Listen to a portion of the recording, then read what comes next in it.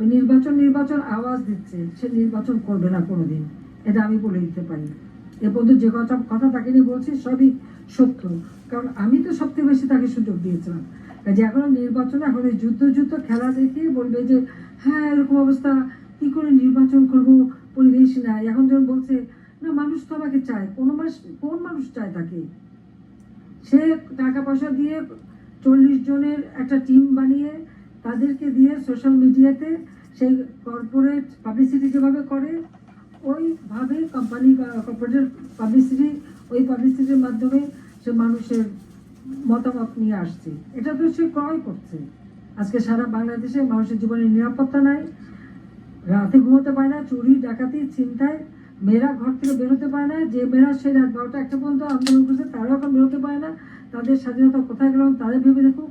ছাত্ররা যারা আন্দোলন করেছে তারা এখন ভেবে দেখুক এখন তারা কেমন আছে।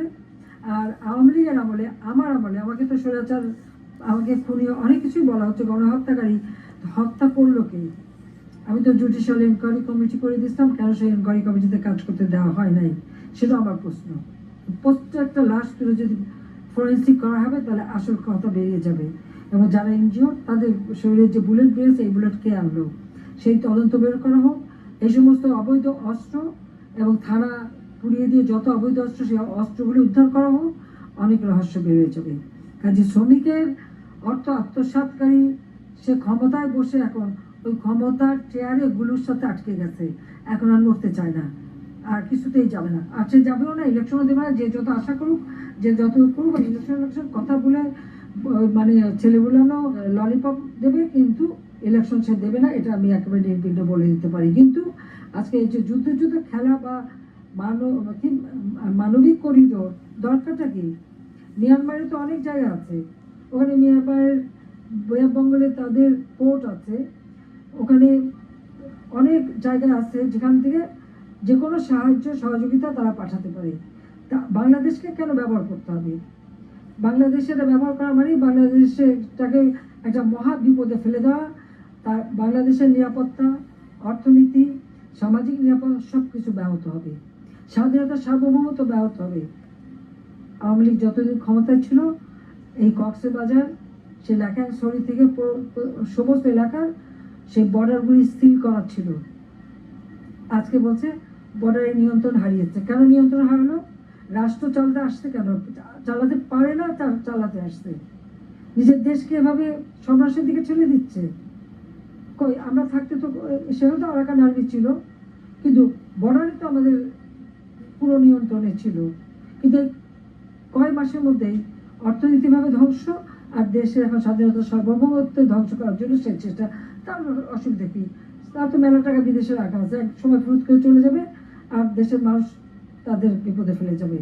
কাজেই শ্রমিকের অর্থ আত্মসাৎকারী, শ্রমিক আদালতে সাজাপ্রাপ্ত ইনুসের, তারা রাষ্ট্র পরিচালনা করার কোনো অধিকার নাই। সে অবৈধভাবে ক্ষমতা দখল করেছে, অসাংবিধানিকভাবে দখল করেছে।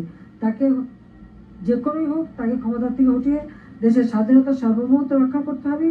আমাদের কৃষক শ্রমিক মেহনতি মানুষের স্বার্থ রক্ষা করতে হবে, মানুষের জীবনের শান্তি নিরাপত্তা ফিরিয়ে আনতে হবে।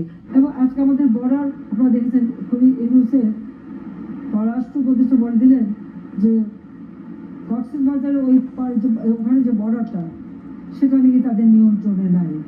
এটা কোন ধরনের কথা? 2024-এর 5ই আগস্ট পর্যন্ত আমি যতদিন ক্ষমতায় ছিলাম ততদিন তো ওই বর্ডার আমার বাংলাদেশের নিয়ন্ত্রণে ছিল, সম্পূর্ণ নিয়ন্ত্রণে ছিল। আজকে কেন নিয়ন্ত্রণে নাই সেই জবাব ইউনুসের কাছে চাইতে হবে। আজকে সে যে পদক্ষেপ নিচ্ছে, যা করছে ওখানে, তার ফলে কি হবে? ঘোষণা দিয়েছে কোথায় ভারত আর পাকিস্তানের গোলমাল, কাশ্মীরে একটা জঙ্গি কাজ হলো, তার প্রতিবাদ না করে সেটা নিয়ে নানা ধরনের কথা বলা। এটা আপনারা দেখেন বাংলাদেশের উপরে কিন্তু এই সন্ত্রাস এবং জঙ্গিবাদের একটা দুর্নাম চলে আসে। তারা বাংলাদেশটাকে একটা জঙ্গির দেশ হিসেবে কিন্তু এই ইউনুস গণরা তৈরি করেছে। সেখানে কি হবে সেই জন্য ইউনুস সাহেব বলে দিলেন কি যে আমাদের যুদ্ধের প্রস্তুতি নিতে হবে। কার সাথে যুদ্ধ করবে, কোথায় যুদ্ধ করবে, কেন আমাদের এই যুদ্ধের প্রস্তুতি নিতে হবে, আমার প্রশ্ন সেখানে। এবং সেই প্রস্তুতি কার বিরুদ্ধে? আমরা তো যুদ্ধ চাই না, আমরা তো শান্তি চাই। সকলের সাথে বন্ধুত্ব, কারোর সাথে বৈরিতা নয়। আজকে যদি এই যুদ্ধের আয়োজন করতে হয় আর সেই যুদ্ধের প্রস্তুতি নিতে হয়, তার কি দাঁড়াবে? কারোর সাথে যদি সংঘাত বাঁধানো হয়, তাহলে বাংলাদেশের অর্থনীতি ইতিমধ্যেই ইউনুসের বদলতে 6 মাসের মধ্যে অর্থনীতি ধ্বংসপ্রাপ্ত। আমাদের দারিদ্রের হার বেড়ে গেছে, অতি দরিদ্রের হার বেড়ে গেছে, মাথা পিছু আয় কমে গেছে, উৎপাদন কমে গেছে। আজকে হাহাকার সারা বাংলাদেশে। ওই আওয়ামী লীগ সরকারের থাকতে তো সেটা হয়নি। আজকে কথায় কথায় লাশ পড়ে। এমনকি আবার ওলামা মাসাকেও তাদের হাত থেকে রেহাই পায় না, মাদ্রাসা শিক্ষক রেহাই পায় না, ছাত্ররা রেহাই পায় না। আর আওয়ামী লীগের নেতা কর্মী তো তাদের কাছে কিছু না, মেরেই নাকি সব শেষ করে দেবে। একটার পর একটা হত্যাকাণ্ড ঘটাচ্ছে, আর আওয়ামী লীগের সকল নেতা কর্মী মামলা এবং আমাদের হাজার হাজার নেতা কর্মীকে জেলে রেখে দিচ্ছে। এখন প্রতিটি উপজেলা জেলখানা ভরে গেছে আওয়ামী লীগের নেতা কর্মী দিয়ে। কেন? আওয়ামী লীগ কি অপরাধটা করেছে? আজকে স্বৈরাচারকে সাংবাদিকরা কথা বলতে পারে, তাদের বিরুদ্ধে মিথ্যা মামলা, অ্যাক্রেডিটেশন কার্ড কেড়ে নেওয়া হয়েছে। শুধু তাই না, 3 জন সাংবাদিক তার তথ্য উপদেষ্টাকে নাকি কঠিন প্রশ্ন করেছে, সেজন্য চাকরি চলে গেল। এতটুকু সমালোচনা বা একটা তথ্য দিতে পারবে না। প্রতিদিন নারী ধর্ষণ, শিশু ধর্ষণ, খুন, হত্যা, ডাকাতি, চুরি, মানুষের জীবনের কোনো নিরাপত্তা নেই, কোনো। কিন্তু এই সংবাদ কোথাও দেওয়া যাবে না। আজকে বাংলাদেশকে নিয়ে এই খেলা খেলে যাচ্ছে এই খুনি জঙ্গি ইউনূস এবং তার উপদেষ্টা এবং তার ওই সমন্বয়কারীরা। কাজে তাদের রাষ্ট্র পরিচালনার কোনো অধিকার নাই, কারণ তারা অবৈধভাবে ক্ষমতা দখল করে। অবৈধভাবে শুধু ক্ষমতাই দখল করেনি, আজকে অর্থ সম্পদ ব্যাপকভাবে পাচার করে যাচ্ছে। আর ইউনূস তো ক্ষমতা আসার সাথে সাথে আগে ব্যবসাগুলি হাতিয়ে নিল, ম্যান পাওয়ার ব্যবসা, তারপর যে ডিজিটাল ওয়ালেট, মানে বিকাশ, নগদের মতো টাকা সাপ্লাই ব্যবসা, ইউনিভার্সিটি করবে, আরও হাসপাতাল কি করবে বলে সমানে তার এই অপকর্ম। এবং ট্যাক্স সমানে ট্যাক্স ফাঁকি দিচ্ছে। আর ট্যাক্স ফাঁকি করলে আজকে কি হচ্ছে? বাংলাদেশ ট্যাক্স আহরণ করতে পারছে, এখানে কি করে পারবে? যে ক্ষমতা দখল করছে, সরকার প্রধান হিসেবে নিজেকে পরিচয় দেয়, সেই যখন ট্যাক্স দেয় না, ট্যাক্স ফাঁকি দেয়, তাহলে তো আর সাধারণ মানুষকেও ট্যাক্স দেবে। কাজে এর হাত থেকে রক্ষা করার জন্য দেশকে রক্ষা করতে হবে, দেশের মানুষকে বাঁচাতে হবে, মানুষের জীবনের শান্তি নিরাপত্তা নিশ্চিত করতে হবে। মানুষের ভিতরে যে আস্থা বিশ্বাস ছিল এবং আমাদের তরুণ সমাজ, যাদেরকে আমরা প্রযুক্তি প্রশিক্ষণ দিয়ে একটা উন্নত সমাজে বাংলাদেশ গড়ার জন্য প্রস্তুত করছিলাম, লেখা পড়ার সব ব্যবস্থা আমরা করে দিয়েছিলাম। আজকে লক্ষ লক্ষ ছেলে মেয়ে পরীক্ষা দিতে পারেনি এসএসসি, আজকে তারা পড়াশোনা করার সুযোগ পাচ্ছে না। কাজে এই অবস্থা থেকে বাংলাদেশের মানুষকে বাঁচানোর জন্য যেখানে যে যেভাবে আছে, কোনো নির্দেশ লাগবে। আজকের এই কথাই আমার নির্দেশ, যে যার যেখানে যেভাবে পারবে এই সরকারের পতনের জন্য এবং এই সরকারকে হটিয়ে বাংলাদেশের মানুষের জীবনে শান্তি নিরাপত্তা ফিরিয়ে আনার জন্য সরকারকে কাজ করতে হবে। কারণ এদেরকে ছাড় দেওয়া যাবে না। আজকে আমার আওয়ামী লীগের নেতা কর্মীদের গায়ে যারা হাত দিয়েছে, তাদের ছাড় দেওয়া যাবে না। ছেলেকে পাবে না, মাকে মারবে, হত্যা করবে, বাবাকে লাঞ্ছিত করবে, ভাইকে করবে, ঘর পুড়িয়ে দেবে, লুটপাট করবে।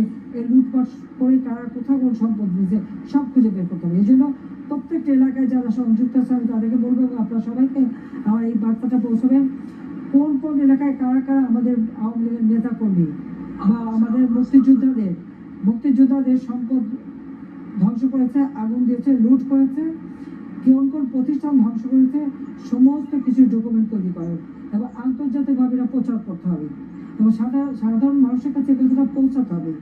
আমরা খালি মানে গ্রুপ করে কথা বললে হবে না, মানুষের কাছে কথাগুলি পৌঁছাতে হবে যে কিভাবে এই খুনি এবং জঙ্গি ইউনূস ক্ষমতা দখল করার পর এদেশের মানুষের উপর অত্যাচার নির্যাতন চালিয়ে যাচ্ছে, সম্পদ লুটপাট করে যাচ্ছে, বিদেশে টাকা পাচার করছে। আজকে তার সমন্বয়টাও তো রাতারাতি আগুন ফুলে কলা গাছ, উপদেষ্টারাও প্রচুর পয়সা বাড়াচ্ছে।